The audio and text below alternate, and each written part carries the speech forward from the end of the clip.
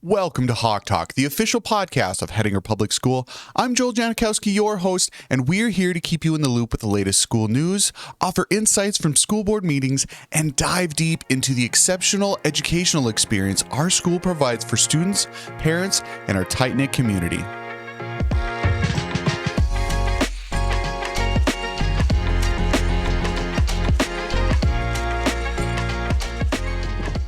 In this episode, we're embarking on a fascinating journey into the world of criminal investigation.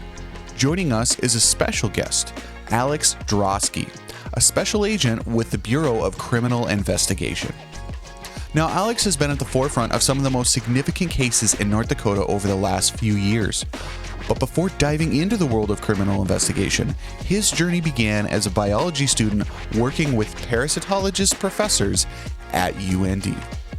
In this episode, we'll uncover Alex's life-changing event that led him to pursue a career in criminal investigation and explore the fascinating intersection of science and law enforcement.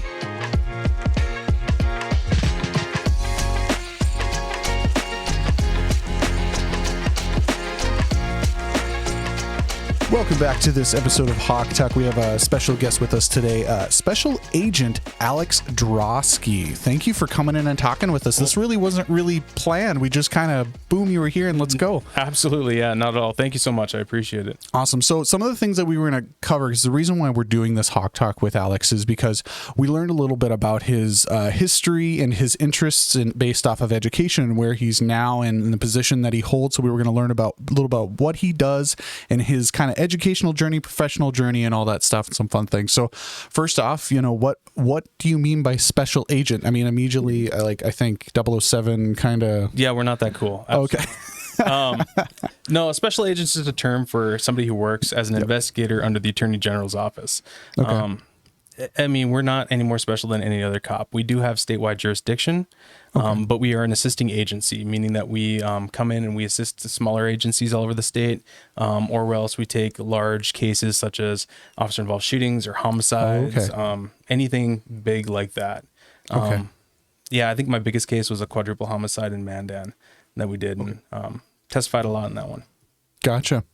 So it's just a different department of it essentially, and a little bit probably larger projects is what it sounds like. Yeah, we're like, if the cop has, or if any local jurisdictions have an issue, we're usually the people that they call. We do a lot of specialized training. We have agents that go to the National Forensic Academy, which is a 12-week program down at the University of Tennessee, the Body Farm. Wow. We also, myself, I'm a forensic video and forensic audio technician. So I've gotten hundreds of hours through an organization called LEVA, which is a worldwide organization that kind of standardizes forensic audio and video. Right now I'm a level 3. There's only 4 levels. I'm taking level 4 in April. After I pass that course and do a year-long apprenticeship, I'll be a forensic video analyst. So when you're talking about standardizing, what do you mean by that? Like creating the specific standards of what certain things should be, or elaborate on that a little bit. So as far as the standards go with, especially with LEVA, is we have certain ways we need to do things. When I talk about anything that has to do with forensics, it means in accordance with the law. So we're testifying as far as video goes, sometimes audio as well, and everything has to be done so it can be replicable. So the other side can actually do the same processes that we did and achieve the same result. Okay. So I mean, it's stuff like that. Gotcha. So those procedures that can give you a reliable result. Exactly. And we do follow the scientific method, which we were talking about earlier. I was a biology student in college, and that's kind of where a lot of this comes from. The same problem-solving skills I used in the biology lab, I actually use working cases and working video. Wow. So then, as far as, because how long have you been working this position? So doing forensic video and forensic audio, about 3.5 years now. Okay. So you're kind of getting into that groove of it. It's not as fresh anymore. Okay. Yeah.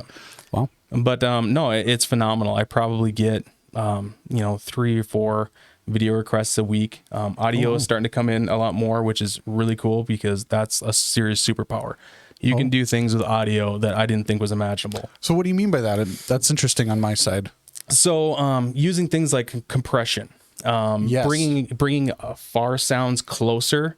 Okay, so they can removing be discernible. Gotcha, like removing noise, room noise, and things like Room that. noise, fan noise, air conditioner noise, vehicle noise. Being able to take out any kind of wind, and making the audio more discernible for the listener. Wow. That was really cool. That sounds really fun. So then what kind of programs are you guys typically working with? Are we talking like the Adobe Suite, or like, what do you guys do? We do use some Adobe. Premiere Pro is one of my favorite. But for the forensic portion of it, we use a program called Amped 5. It's actually out of Trieste, Italy. They sell it. It's mainly for military and law enforcement, and that's our forensic video. Okay. For audio, we use Isotope RX, which is an audio editor. And then we also use Audacity, which is actually a free program. Yep. That's really great for the compression. So usually my workflow is I compress everything first. So bring the highs and lows together, and then go through and use the filters and Isotope to then clean it up. Wow. So really, I mean, you're using modern day, the advancements of technology that have happened in the last, I'd say 20 years ballpark, is really kind of coming down to its own job, really, in this field. Yeah, absolutely. Is that a majority of kind of like what you're involved in, or are you doing a lot of foot on the ground kind of stuff too? Oh, I still do much foot on the ground stuff. So one of the other things I also do is crime scene reconstruction. Okay. So major crime scene, I'll go in there with the Leica RTC 360, which is a laser measuring device. It creates a 360-degree photo, and then creates a 300 or like a 3D graph, 3D point cloud. Okay. Those can then be linked together, and I can create a 3D model of a house or a floor plan or outside. Gotcha. The nice thing about it is every single point on there is all measurable. So I don't have to measure out how far a shell casing was from a door. I can do the scan, and then later on, I can actually pick the point on the shell casing, measure it to the door with less than a centimeter accuracy. Oh my gosh. So basically you can set that up in, let's say, a crime scene or whatever, and by doing that you can kind of keep investigating the crime scene. Yeah, and it's a lot quicker. We had things that in the past, but they were much slower. And now I can do a scan in less than 2 minutes, move on to the next one, allow my other forensics guys to go in there, do blood spatter, shot reconstruction, DNA swabs, any of that kind of a thing. And then I have all that data in the thumb drive. Wow. So, I mean, it's quite, that's awesome. So it's really almost sounds like it's very half and half. Yes. Really. It's just like, I mean, all your stuff that you have to do out on the ground. And then obviously you're working with all the programs necessary to discern audio, to replicate things in video and all of that stuff. That's amazing. You know, and it's fantastic. I love doing it. Every little video I get is its own little puzzle. Almost. Oh yeah, I suppose. You know? So you get to go in there, see what kind of problems you're dealing with, and then figure out in your Rolodex. People don't know what those are anymore, but your Rolodex of tools. Pick one out and be like, hey, I'm going to use this one. This is how I'm going to do it. Yeah. Wow. That's awesome. So, okay. Tying that with, because you told me that this wasn't even anywhere on your radar when you were in school, but you were telling me you were more of a science student. You were much more involved in the science side, which I can see the connection a little bit there, but then hitting all the audio, video, and all that stuff, that's a completely different realm. How did we get there? So we're probably going to have to go all the way back to kind of origin story. So where did you go to school at? So I went to high school in Grafton. Grafton High School here in North Dakota. Attended the University of North Dakota. Going through there, I had my little quarter life crisis, ran off and joined the Army. So I was in the Guard for 13 years, and I was a biology student. I was working with Dr. Vaughn and Dr. Tkach, two parasitologists at UND. Okay. Wait, so what is that? You might parasitologists. Yeah, so what is that? Parasitology is the study of parasites. Oh, okay. So Dr. Vaughn was very into the mosquitoes. So we had different strains of mosquitoes. We had Anopheles, we had Culex, I think an Aedes that we had in our insectary. And we were doing multiple studies, worked on a Gates Foundation grant studying malaria. We were using our Anopheles mosquitoes. I was actually dissecting mosquitoes and taking their midguts, so then we can inoculate cows with the midguts of mosquitoes. So when the mosquito would then feed on the cow, they would absorb antibodies and the mosquito would die. Oh, which was the theory. Yeah. Oh, wow. So my job was to take a single mosquito, put it on a slide, and with a dissecting scope, tear it open, take the midgut, and put it in a little tube.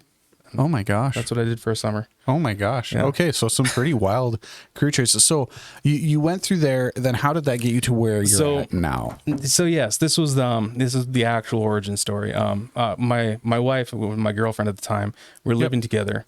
Her parents were actually over for Thanksgiving. We had a little small house we were renting in Grand Forks. In the middle of the night, my wife had a massive seizure. Oh my gosh. So it was crazy. Her parents came into the room. My military training kicked in, put her on our side in the rescue position. I told I told actually Pam to go take the dog outside, wait for the ambulance on the corner. I told Dan to call 911. I gave him my BlackBerry at the time. He's like, I don't know what to do with this thing.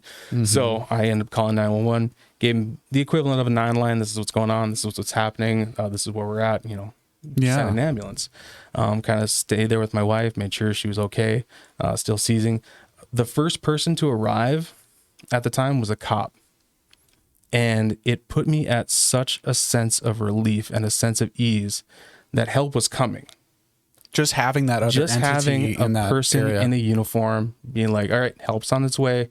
Then I just this massive air came out of me. And I was like, okay, now I could just go make sure Ash is going to be okay. Wow. And we ended up finding out she had a brain tumor.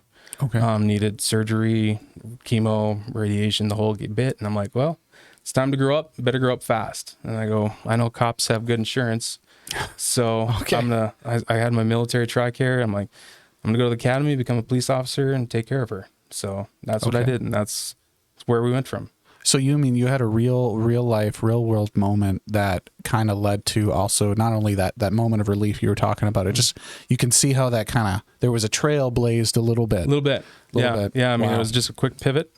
And like I said, the same skills I used in the biology lab for problem solving and whatnot, and the scientific method is I'm using that work in cases. Wow. So it's still the analytical thinking. Yep. It's just different now. Wow, that's amazing. So, I mean, really looking at both those areas where you're taking your experience from science and all of that stuff, using the scientific theory, using all of that, and then applying it to this new, essentially sounds like a life change kind of. Oh, really. 100%, yeah. And then applying it to what it sounds like being a job that you thoroughly enjoy. I mean, I saw how excited you got when you talked about the video is another puzzle. Yeah. I was like, ooh, I want to figure that one out. I kind of saw that. It was kind of fun. It's fun, especially when I get a big one and somebody emails me something on the weekend and Ash goes, do you want to go to the office? I'm like, yeah, I got to go. So there's a pull to it. And that's a wonderful place to be, because that's really all we're trying to do is find something that really helps us get out of bed in the morning where we're excited to go do that thing that's beneficial to the whole society. Yeah, absolutely. So that's wonderful. Yeah. And it's great working in my position now, because I literally get to work on the biggest cases in the state.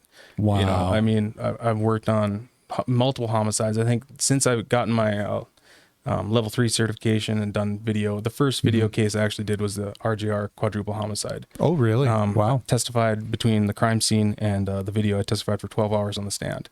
Wow. So, okay. Yeah, just right into the fire. Just boom, there we go. And then that was it. And then since then, I think I've done 4 other homicide cases, done video for it.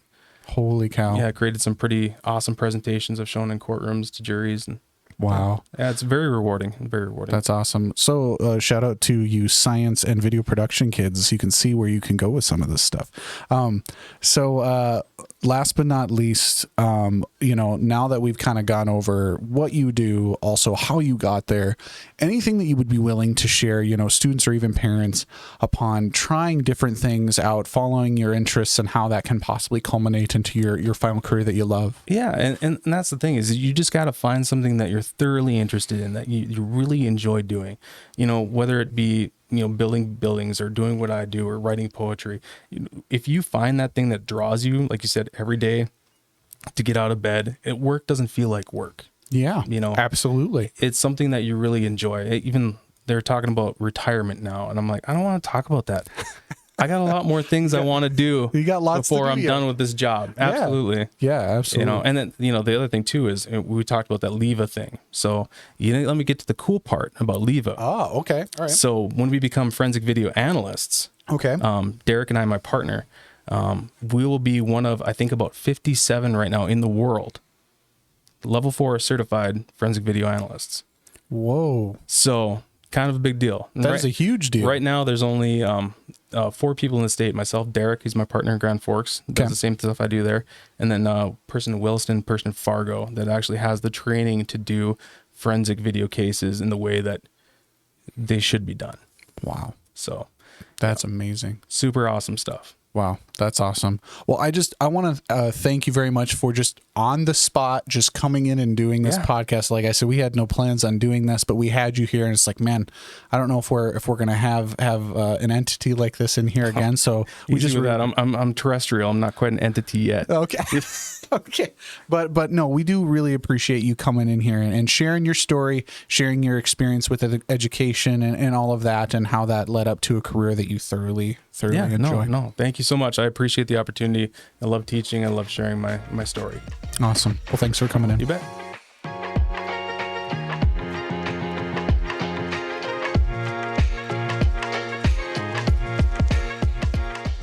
As we conclude this eye-opening episode of Hawk Talk, I want to express our gratitude to Alex Droske, Special Agent with the Bureau of Criminal Investigation, for sharing his invaluable insights into the world of criminal investigation.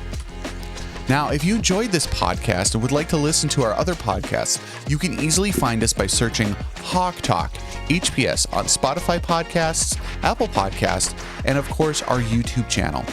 Thanks for watching.